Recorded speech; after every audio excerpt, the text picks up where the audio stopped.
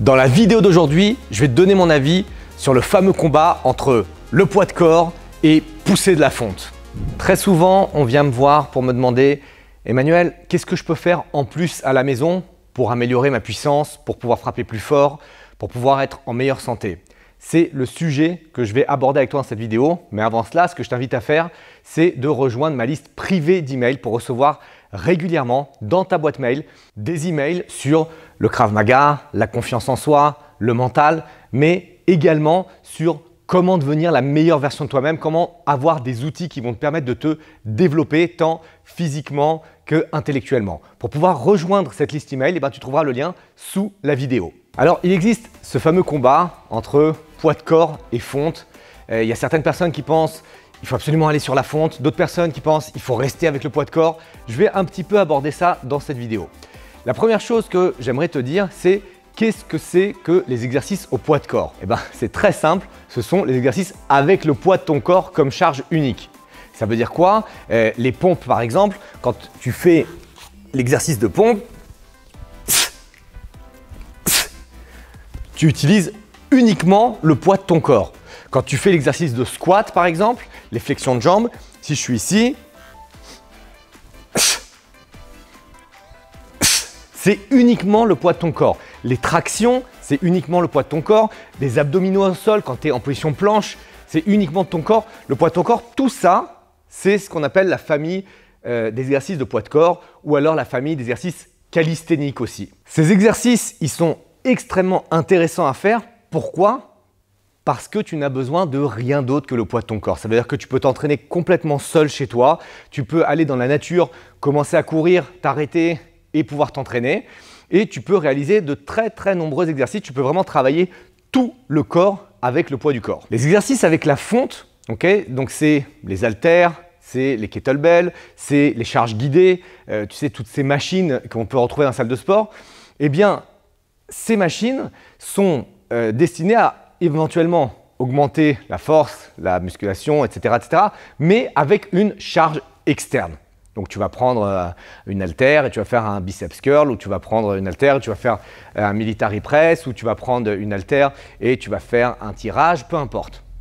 Mais donc, tu utilises une charge externe. Donc ça, c'est déjà les deux familles. Et la question est, comment être le plus efficace? Comment progresser le mieux? Ma vision sur ça, c'est très simple. Commence avec le poids de ton corps. D'accord? Pourquoi? Parce que si tu n'arrives pas à maîtriser le poids de ton corps, comment est-ce que tu vas être capable de maîtriser une charge externe? Donc, évidemment, ça dépend de ta santé, ça dépend de ta condition physique, ça dépend de ton historique au niveau blessure. Si tu as été blessé, que tu es en phase de réhabilitation, si tu es en phase de rééducation avec un kinésithérapeute, c'est normal de prendre une petite haltère, de prendre quelque chose pour pouvoir vraiment faire de l'isolation musculaire et travailler sur un muscle. Mais si tu es en bonne santé et que tu commences à pratiquer les arts martiaux, ou tu commences à pratiquer le Krav Maga, ou tu veux simplement pratiquer une activité physique, commence par le poids de corps. Pourquoi? Parce que tu dois apprendre à maîtriser le poids de ton corps avant de maîtriser une charge externe. Et certaines personnes pensent que le poids de corps, à un moment donné, on est bloqué. D'accord? J'arrive à faire 10 pompes ou 20 pompes ou 30 pompes, peu importe.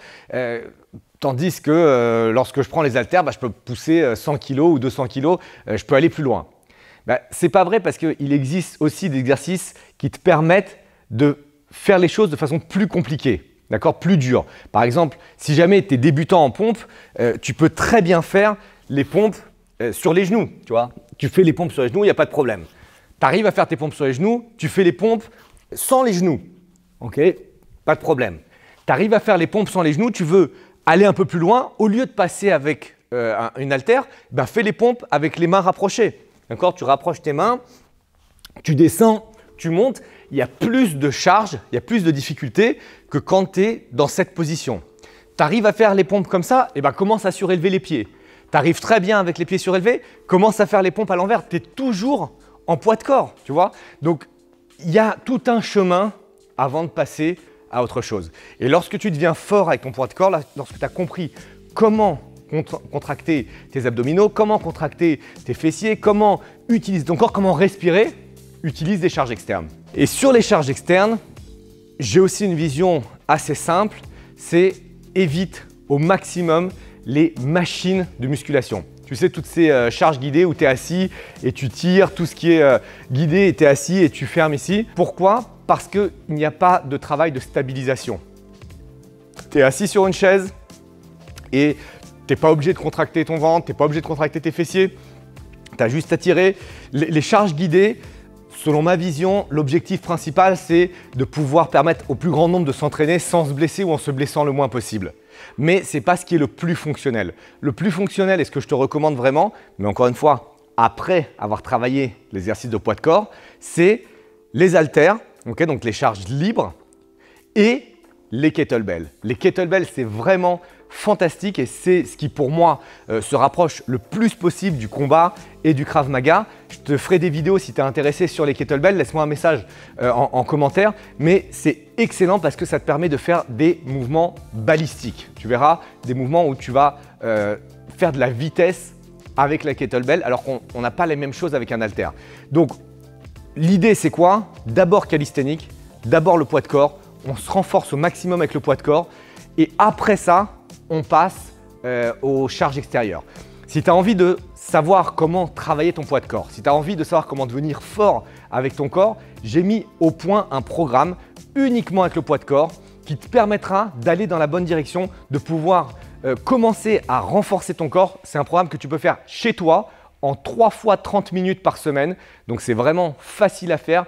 Il n'y a pas de point de friction, il n'y a pas d'objection normalement. Tu peux trouver 3 fois 30 minutes pour pouvoir brûler de la graisse, construire du muscle. Et évidemment, c'est relié au Krav Maga. Ça veut dire que ça va te permettre d'être un meilleur combattant lorsque tu vas aller dans la salle ou un meilleur combattant lorsque tu vas faire tes entraînements. Pour pouvoir rejoindre ce programme, c'est très simple. Tu trouveras le lien sous la description. Et comme tu es membre de ma communauté, eh bien, ce que j'ai décidé de faire, c'est de te faire un lien spécial avec 50% de réduction. Regarde sous la vidéo, tu pourras trouver l'explication claire du programme. C'est un programme sur 12 semaines. C'est vraiment hyper complet. Tu as les vidéos, tu as les PDF récap, tu as tout ce qu'il faut pour pouvoir progresser. Je te retrouve tout de suite de l'autre côté pour pouvoir commencer ta formation.